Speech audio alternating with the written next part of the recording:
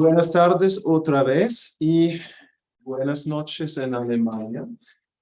Seguimos ahora con nuestro congreso, con la próxima ponencia, que es la ponencia del profesor Dr. John Zuluaga. John Zuluaga estudió Derecho en la Universidad de Antioquia, en Medellín.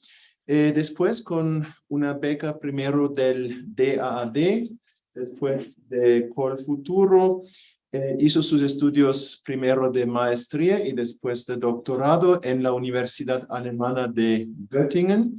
Él es experto de Derecho Penal, es hoy profesor en la Universidad Sergio Arboleda y entre otros cargos es coeditor de la revista Cuadernos de Derecho Penal, una revista de Bogotá, y es conferencista y ponente en diversos eventos académicos en Colombia, igual que en Alemania.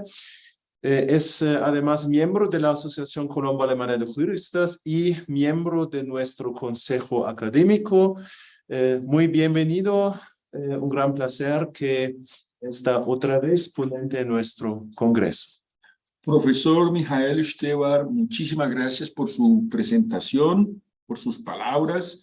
Para mí es pues, sin duda un grato honor compartir de nuevo en este ya tercer congreso de la Asociación Colombo-Alemana de Juristas una constancia de la consolidación de la asociación, del buen trabajo que se viene haciendo, y además de un espíritu muy destacable por ser incluyente, por ser democrático,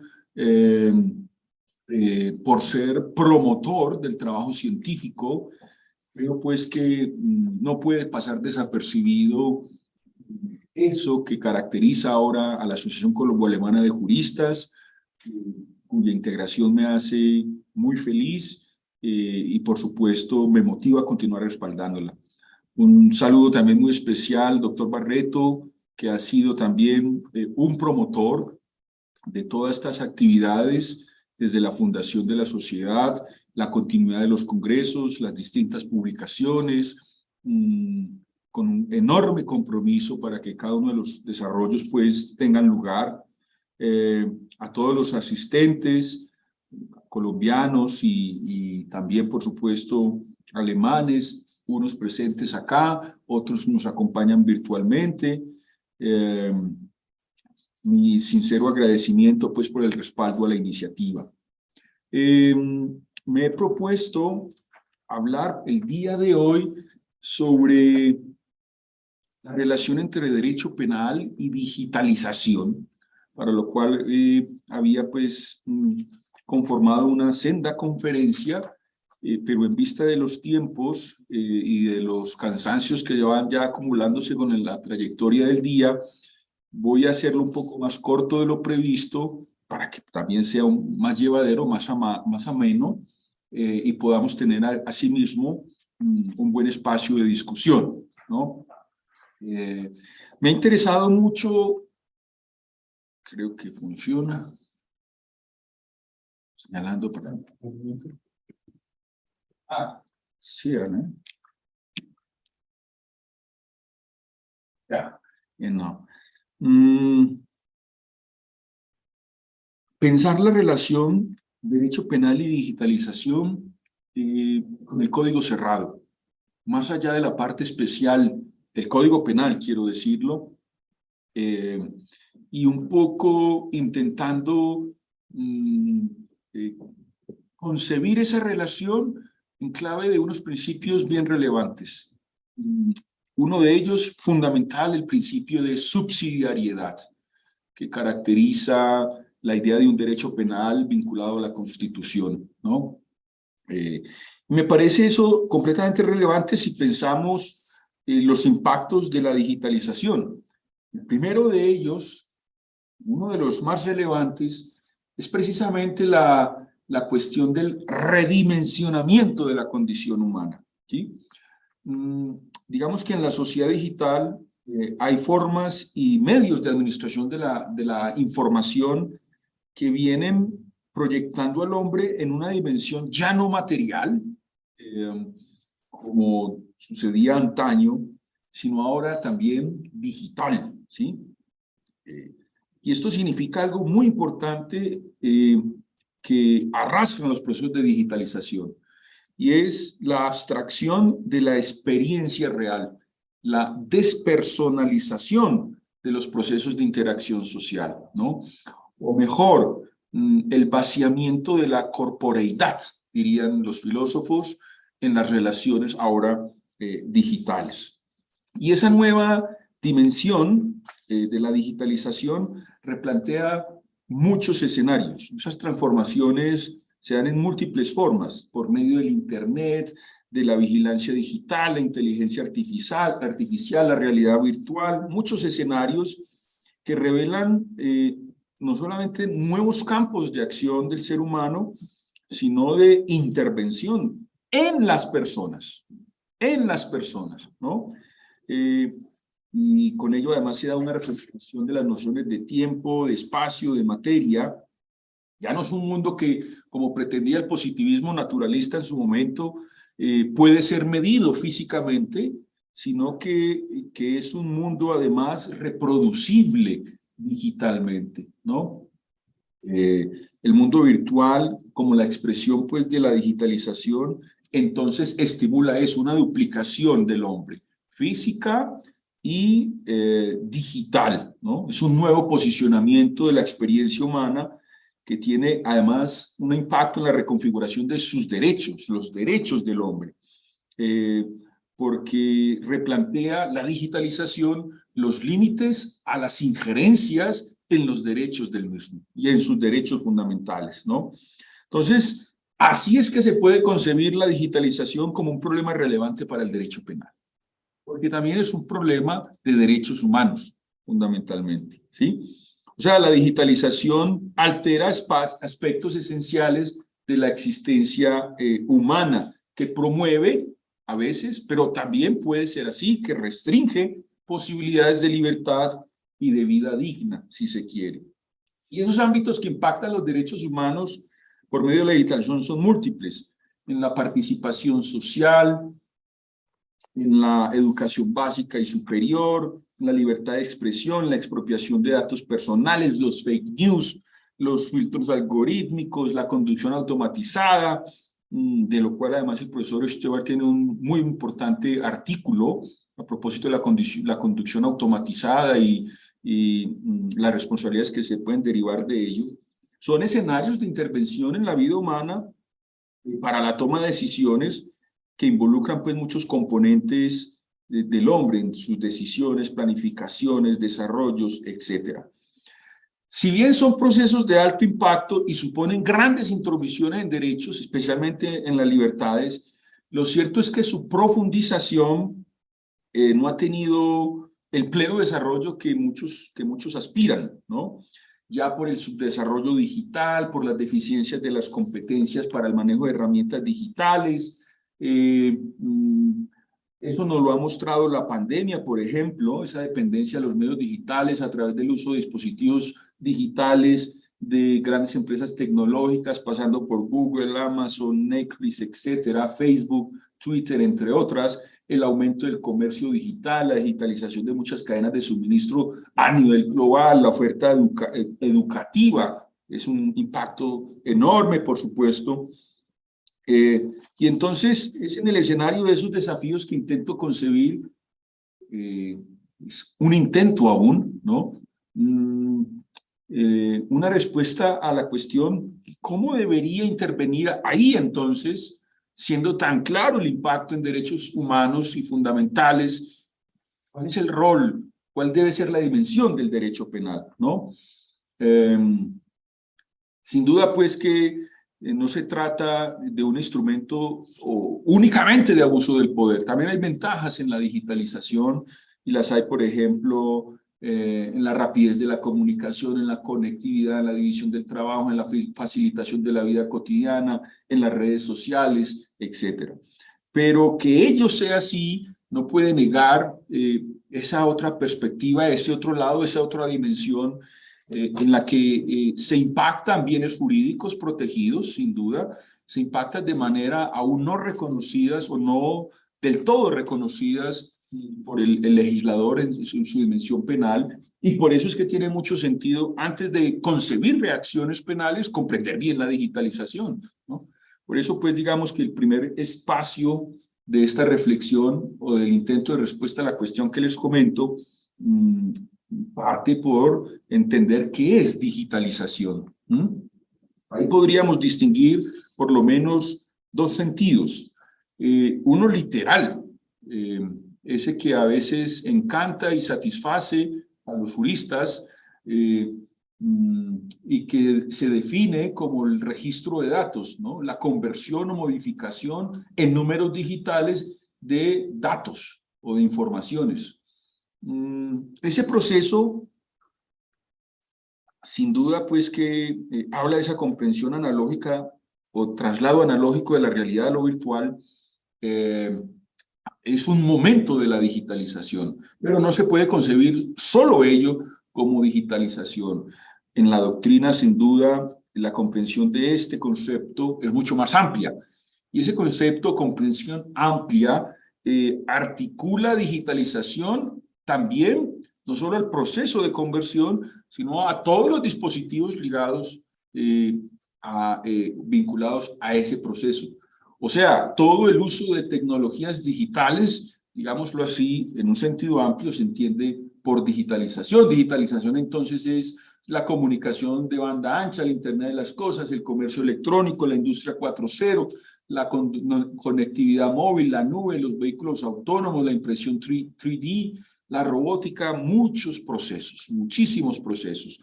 Y a mí me parece que tiene mucho sentido insistir en esa comprensión, porque es que reducirla solo a la conversión de datos reales o físicos o informaciones a datos virtuales restringe mucho la comprensión del impacto de la digitalización en los derechos de las personas, ¿sí? Sin duda que estos se impactan con el uso de todos estos dispositivos o en todos estos escenarios digitales. Hablamos pues de la nube, de la robótica, de la conducción automatizada, de la biotecnología, etcétera, ¿sí? Y esto sin duda tiene múltiples resultados en dispositivos, en programas, en estrategias, etcétera.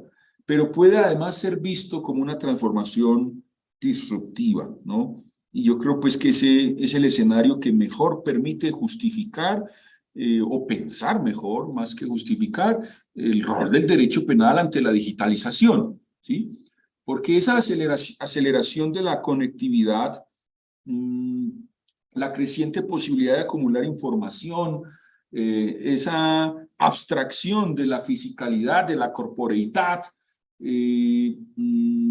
sin duda tiene un impacto, como lo decíamos hace un momento, no solamente en el ser humano, sino en la forma de vivir, ¿no?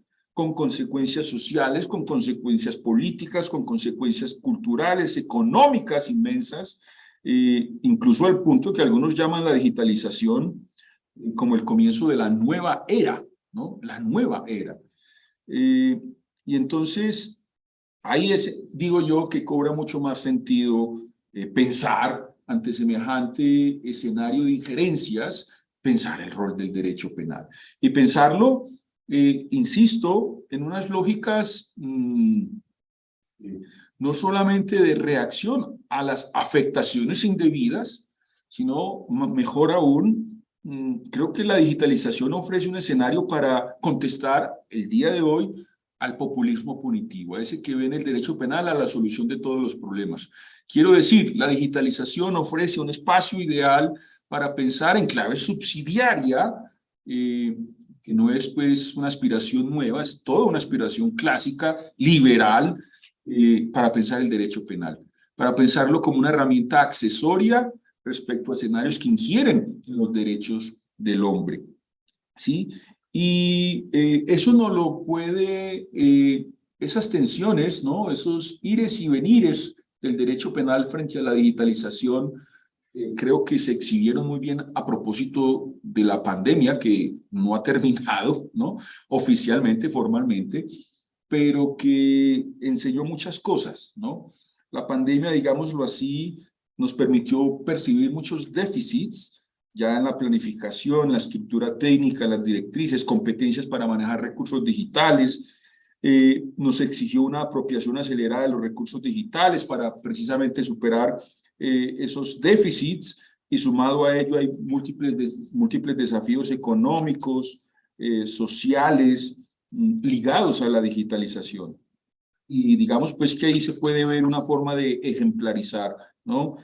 Todos esos impactos de la digitalización que hacen justificable pensar el rol del derecho penal. En el caso colombiano es bien interesante porque en la pandemia se pudieron ver mucho más claramente múltiples falencias en temas de digitalización, como los rezagos propios del subdesarrollo digital, que explicaba pues la aceleración en la digitalización, y esas falencias, esas dificultades, por ejemplo, a nivel empresarial, se expresaban en temas o se explicaban en razones como las siguientes: problemas de presupuesto, de falta de cultura, de desconocimiento, en algunos la falta de un modelo claro de negocio, entre otras razones. Digamos, el acercamiento del empresariado a la digitalización fue ralentizado, dificultado, no óptimo, digamos, debido a este tipo de causas. Y a nivel educativo, pues digamos que los dos grandes problemas que impidieron la profundización de la digitalización fueron, por un lado, la falta de disposición de un computador en casa por muchos estudiantes, ¿no? Que es constancia pues de nuestro subdesarrollo digital, y además, aunque algunos pudiesen disponer de un computador, lo que no había para ellos era una oferta virtual de servicios educativos, ¿no? A muchos profesores aún les costaba entender cómo funcionaba Zoom en su momento, Microsoft Teams, Google, y eso pues dificultaba no solo el acceso, sino el uso, el rendimiento de la oferta digital educativa. En Latinoamérica, el desarrollo del denominado ecosistema digital no es muy, por supuesto, distinto al de Colombia. Se encuentra en un nivel, digamos, intermedio respecto a otras regiones del planeta, ¿sí? Hay unas estadísticas que comparten algunos expertos, miden de 0 a 100 el desarrollo de ese ecosistema digital, y, por ejemplo, América Latina y el Caribe se encuentran en una posición intermedia, con un desarrollo del 49,9% respecto a África, que es mucho más bajo, del 35%, cercano al de Asia-Pacífico del 49%, pero con un gran rezago, por ejemplo, frente a América del Norte, que tiene un ecosistema digital valorado en su desarrollo de 80%, o el de Europa Occidental del 71%, o incluso el de Europa del Este del 52%, o los mismos estados árabes, ¿no? Entonces, lo que sucedió con el COVID, o mejor, a partir de la propagación con el COVID, fue la aceleración de la digitalización. Pero se dio más como una medida de choque, de reacción, no un desarrollo planificado del mismo, ¿sí? Y ahí entonces, digamos pues que ese desarrollo acelerado, o digamos el asunto más sensible en América Latina, es que no todo el mundo está conectado. Y, digamos, en estadísticas se percibe un 67% de la población conectada a Internet, y de esa población conectada a Internet, el 60% está vinculada a áreas urbanas, que además no siempre son las más grandes en Latinoamérica. De tal manera que sí hay una parte muy importante de la población excluida de la conectividad a Internet, ¿no? En el área rural la conectividad apenas llega como a un 40%, y en algunos países incluso solo a un 10%. Bueno, estas problemáticas son mucho más complejas y se miran desde el punto de vista de los derechos humanos, ¿no? Por un lado, pues como lo he mencionado, hay cuestiones externas que definen el acceso a la digitalización, en las que se pueden observar restricciones a derechos humanos de distinta índole. que afectan la igualdad del acceso al ecosistema digital y que genera lo que algunos ya comienzan a llamar desplazados del mundo digital, ¿no? Así como cuando lo desplazan a uno del área rural por el conflicto o lo desplazan por la violencia en los mismos campos urbanos, también hay desplazados no integrados al mundo digital, personas excluidas, ¿no? Y luego hay problemas más intrínsecos de la digitalización. Uno de los temas más discutidos, por supuesto, es la lógica de los algoritmos en la programación de procesos de decisión que se soportan en la inteligencia artificial, ¿no? Porque acá no solamente se critican los sesgos de los algoritmos o que se desarrollan con los algoritmos o que los mismos algoritmos desarrollan, sino también la protección de datos personales, procesos de discriminalización colectiva a propósito del autoaprendizaje que estos van generando, la falta de control o de auditoría a este tipo de sistemas, es decir, en general, la falta de dominio de esos procesos, ¿no?, que se vienen generando con la inteligencia artificial, especialmente los procesos de autoaprendizaje, lo que algunos llaman el black box, ¿no? Entonces, en este escenario, la posibilidad de dominar el desarrollo tecnológico queda desplazada y las opciones de control, la trazabilidad de la inteligencia artificial es muy minimizada, ¿sí?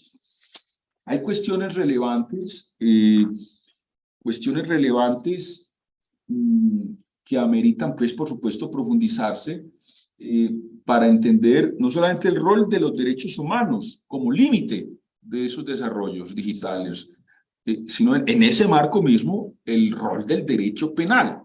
Bueno, ¿hasta qué punto realmente el derecho penal tiene capacidad de incidir en esas discriminaciones colectivas por los procesos de autoaprendizaje y algoritmos? ¿Hasta qué punto el derecho penal tiene capacidad de incidir en el mal manejo de datos personales que se generan por la falta de control y auditoría a los sistemas digitales, etcétera? Creo pues que ahí tiene aún más sentido pensar eso, ¿no? El rol de los derechos humanos como límites, pero también del derecho penal como límite a esas configuraciones tecnológicas. Creo que la optimización en la protección de los derechos frente al mundo digital no pasa por reacciones punitivas frente al ecosistema digital. Es algo, yo creo que poco absurdo, si se puede decir con esa franqueza, porque hay muchos procedimientos detrás de la conformación del mundo digital frente a los cuales el derecho penal no puede incidir, ¿no? Y la instauración de parámetros de control y de trazabilidad del desarrollo tecnológico sí que sería un mejor recurso para permitir mayor transparencia y, si se quiere, mayor dominio, control de estos escenarios injerencistas. Por eso me parece bien interesante pensar en esa relación derechos humanos y desarrollos digitales. Algunos hablan incluso de agenda de derechos humanos frente al ecosistema digital. Y se trata de mirar cómo se puede incidir en esferas de la digitalización que impactan en los derechos de las personas. Y no se trata solo de limitaciones normativas para los desarrollos digitales, ¿no? Es decir, una forma de control a las innovaciones, sino también un poco en la visibilización de los desbordes y excesos del mundo digital, precisamente para su intervención. Hay escenarios conflictivos frente a los cuales puede comenzarse a hablar de un rol, una incidencia del derecho penal. Y hay unos que lo son, si se quiere, diríamos, dolosos, hay otros culposos, hay usos realmente indiscriminados de los desarrollos digitales, como la inteligencia artificial, con fines discriminatorios. Esto es, por ejemplo, o fue así, es bien mal recordado, mejor, el caso de la empresa Amazon. Amazon desarrolló, o para ellos desarrollaron un software de selección de personal que discriminaba a mujeres programadoras, ¿no? O mujeres o personas de color, fundamentalmente. Y entonces se trató de una forma de desarrollo de los algoritmos para que ello terminara siendo así, ¿no? Claro, la discriminación la hace el algoritmo, pero detrás de ellos hay unos programadores. En ese sentido, lo que se sugiere es el fortalecimiento de mecanismos de vigilancia a estos programas para que ellos mismos no se conviertan en dispositivos opresores de minorías, ¿no? De minorías sociales o de grupos políticos opositores, si se quiere. Segundo lugar, al contrario de lesiones intencionales, ¿no? Esos usos indiscriminados de las tecnologías, se pueden mencionar resultados que son lesivos, pero originados en conductas que podrían denominarse emprendimientos imprudentes. Y con esto se hace alusión básicamente a resultados que ocurren por el desajuste entre los propósitos del desarrollo digital y su efectiva implementación, ¿sí? O sea, se trata de la correlación entre actos de negligencia y faltas técnicas. Estos sin duda son escenarios o acontecimientos representativos de la ausencia de estándares para el control de calidad de los desarrollos digitales, lo cual por supuesto genera un vacío en la definición muestra un vacío en la definición de esos parámetros. Para muchos este es el problema más complejo de los desarrollos tecnológicos. Los desarrollos digitales a veces van más allá de lo planificado por sus programadores, ¿sí? Y la cuestión es entonces cómo intervenir, controlar, limitar esos excesos del propio desarrollo tecnológico frente a su planificación original, ¿no? Bueno, adicional pues hay a las formas de producción de resultados lesivos, resulta relevante valorar un espectro de derechos vinculados con cursos lesivos. Muchos derechos importantes están ahí afectados: el derecho a la privacidad de las personas, a la autonomía, a la intimidad, el secreto de las comunicaciones, el buen nombre, entre otros, ¿no? Frente a todo esto, digamos, las reacciones parten por recomendaciones. Fundamentalmente se trata de recomendaciones. Por ejemplo, en el manejo de la información personal, hay recomendaciones que van desde la delimitación de estándares de calidad por los productores de dispositivos digitales hasta ya códigos de comportamiento específicos. Pero aquí resulta bien importante destacar algunos parámetros. El primero es el principio de transparencia, que ya viene teniendo un desarrollo interesante como criterio preventivo de esos resultados lesivos, de tal manera que los involucrados en el manejo de los dispositivos digitales puedan establecer y controlar factores de riesgo y de forma transparente. Por otro lado, la idea es delimitar pautas para el manejo de información privada. Esto tiene mucho sentido, por ejemplo, en lo que respecta a mecanismos de vigilancia digital a través de cámaras, de huellas digitales, de pautas biométricas. Por supuesto que esto supone compatibilizar esos criterios de control de los mecanismos de vigilancia con la administración misma de las corporaciones, ¿sí? Porque digamos pues que es que en la innovación es que está lo atractivo de estos desarrollos. Entonces se pueden ver, digamos, diferentes niveles de regulación tendientes a vincular los derechos humanos con los desarrollos digitales. El problema nuclear entonces gira en torno a la orientación que pueden tener las expectativas frente a los desarrollos digitales y la necesidad de no perder el control sobre esos desarrollos, ¿no? Digamos que ahí está el problema nuclear de la relación entre derechos humanos y digitalización. Hay múltiples estándares de derechos humanos para los desarrollos digitales que intentan intervenir ya con recomendaciones, principios, pautas, etcétera, esta problemática. Y si ustedes ven, por lo menos por sus denominaciones, una gran mayoría de ellas habla a principios y recomendaciones, declaraciones pero todo esto, digámoslo así, parte o toma el cuerpo de ese denominado soft law. No es un derecho vinculante, por supuesto, y de ahí pues la dificultad de articular de una forma más estrecha la producción digital con estas orientaciones normativas. ¿Cómo se puede entonces pensar a los derechos humanos como filtros de los desarrollos digitales? Sin duda, sería un poco inocente intentar en esa lógica legalista, como diríamos en Colombia, santanderista, regular todo lo relativo a los desarrollos digitales. Es completamente imposible. Pero sí hay unos principios que deben ser determinantes de cada uno de estos desarrollos. Principio del consentimiento. Solo se puede transferir información con consentimiento del afectado, especialmente datos personales. El principio del daño. La única justificación para ir más allá del consentimiento es la prevención de un daño mayor. Y el principio de proporcionalidad. Cualquier escenario que supere y que transgreda esas barreras normativas debe ser proporcional a una finalidad legítima, por supuesto, ¿sí? Digamos que estas son orientaciones muy axiológicas, si se quiere.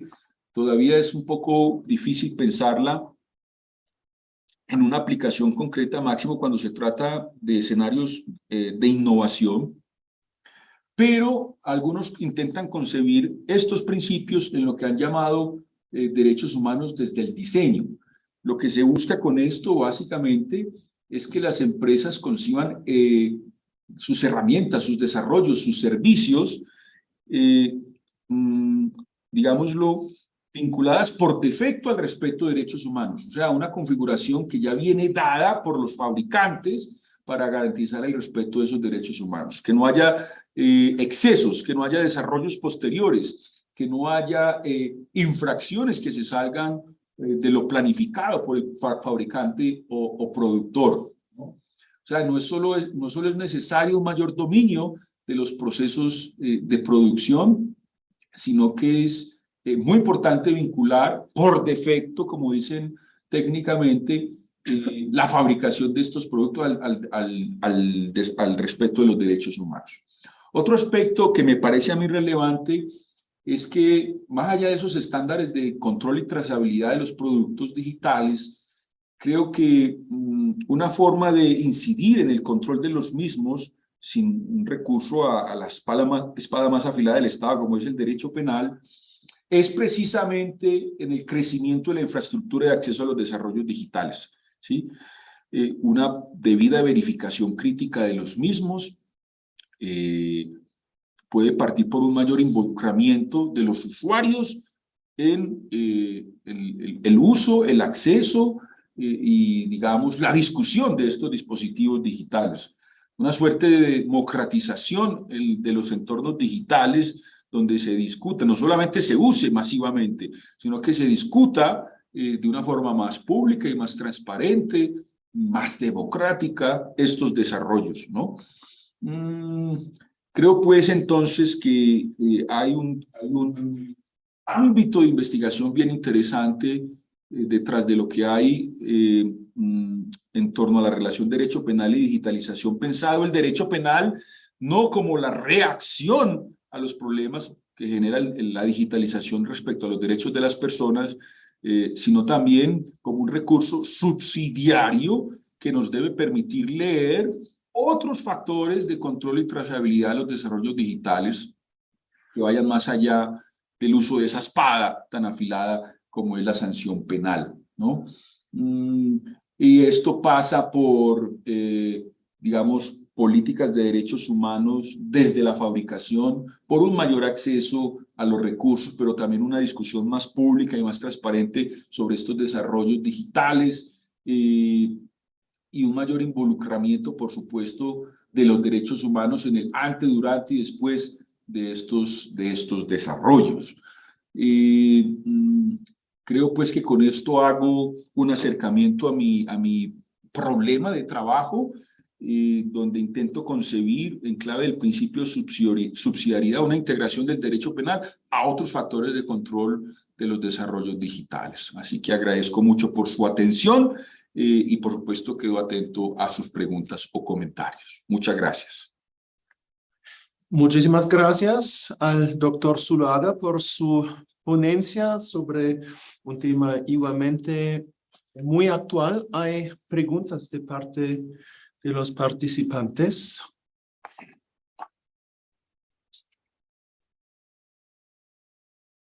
Entonces, quizás una pregunta, pequeña intervención de mi parte. Me gustó mucho su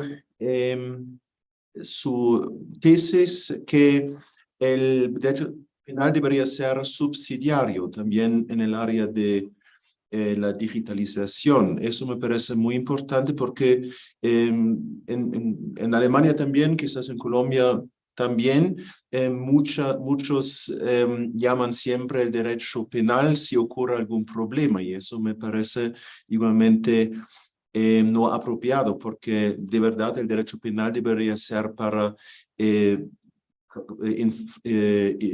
violaciones de la ley que son graves, que tienen un efecto público.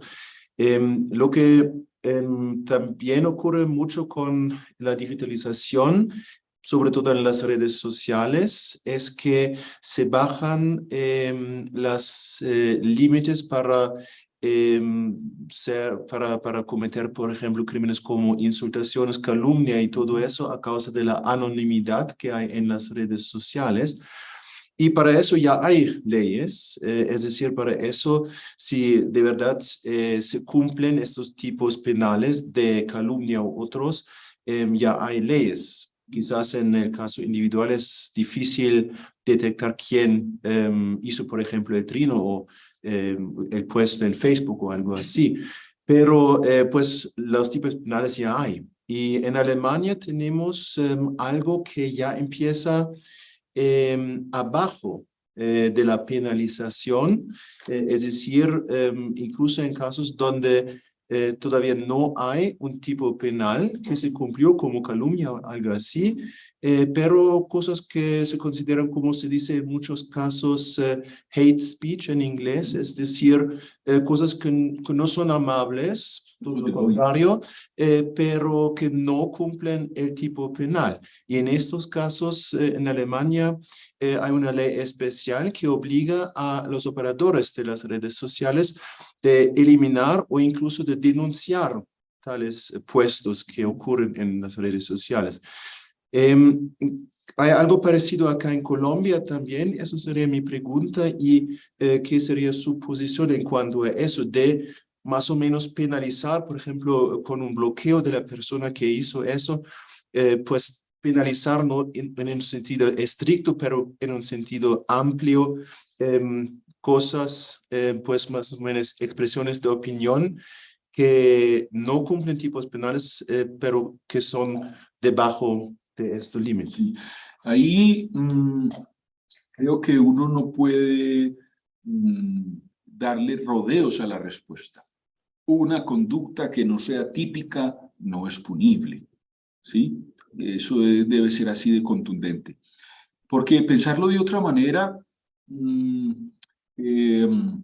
especialmente tratándose de delitos como la injuria o la calumnia, que efectivamente generan un resultado de afectación al buen nombre, al honor de la persona, sería, si se quiere,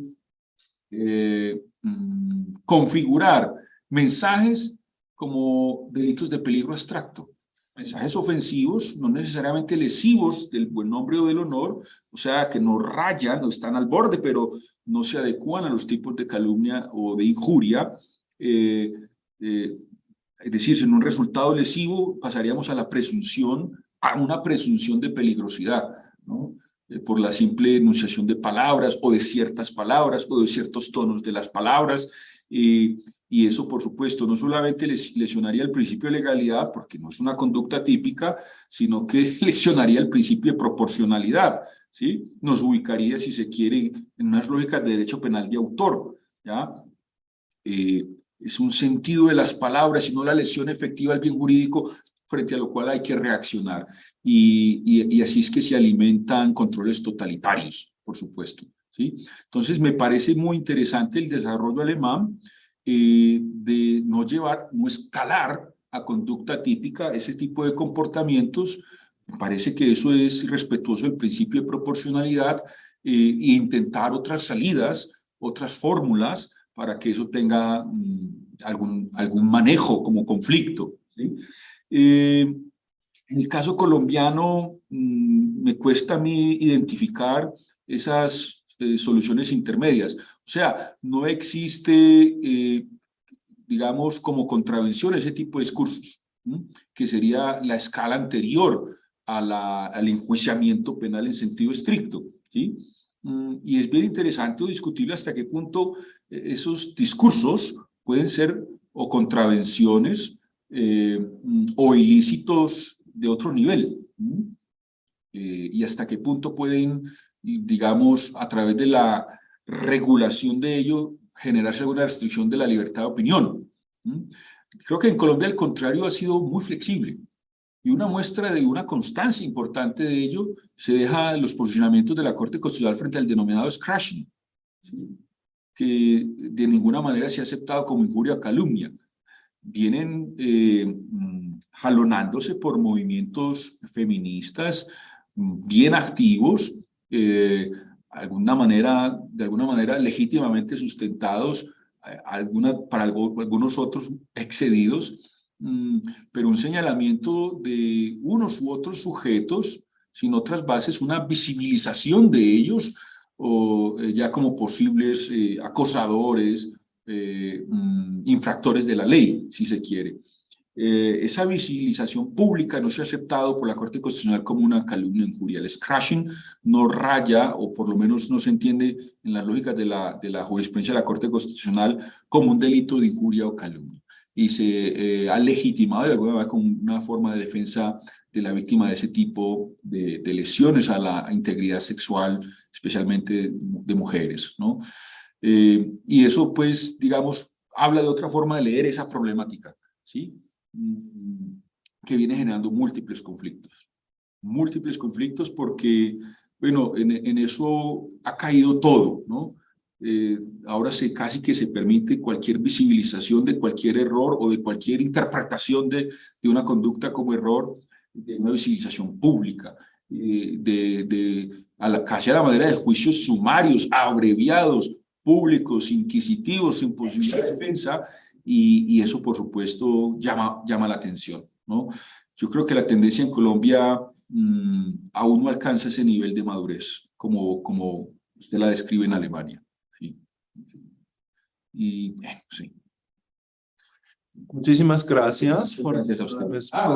Sí, por favor, sí.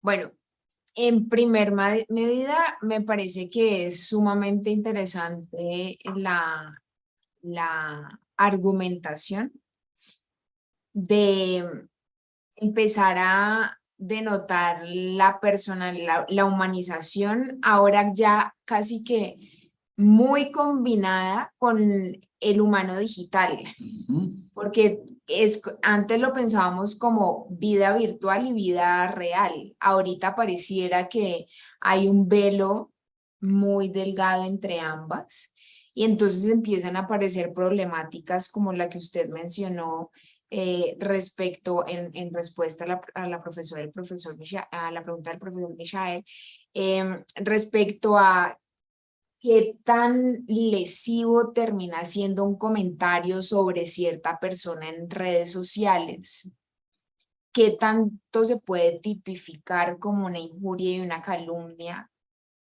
Y eso me parece que es como de cogerlo con pinzas, porque llega a tal nivel que las personas tienen en sus redes sociales a su grupo familiar, a su grupo de amistades, a su grupo profesional, y cualquier comentario que atente contra su buen nombre termina como sembrando una semilla de duda respecto a esa persona.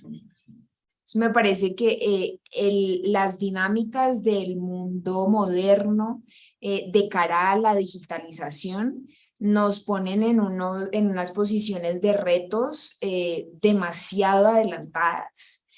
Y me pareció que también que un punto que como muy clave, creo que se le llamó nuclear, el problema nuclear, y es hasta qué nivel nosotros, tratando de ser innovadores, nos perdemos un poco de vista hasta qué punto puede llegar esa innovación a beneficiar o a afectar a la población. Correcto. Sí. No sé de pronto si desde la perspectiva de la investigación y del ejercicio de la lectura, tanto regional como global, se estén empezando a dar como unos visos desde el derecho penal, que además compaginó con esto de que debemos de dejar de lado esto del mesianismo normativo, porque hay otras herramientas, como por ejemplo la que mencionó el doctor Michael. Yo la vi en Deutsche Welle, en donde en Instagram una persona hace un comentario, la Deutsche Welle le responde, su comentario no está acorde con nuestras políticas, le solicitamos que guarde como su compostura respecto a esta manifestación y puede ser retirado. Entonces, como el ejercicio práctico de lo que vi al respecto. No sé si de pronto se vean ya avisos que den respuesta a esos retos que me parece que son bastante elevados para el nivel que tenemos actualmente. Es bien interesante eso, por eso lo denominaba nuclear o como problemática, porque el derecho penal tiene una fórmula para reaccionar a resultados que van más allá de la intención, que van más allá de lo previsto por el agente que actúa. Y esa fórmula es la de los delitos culposos o de los delitos imprudentes, ¿sí?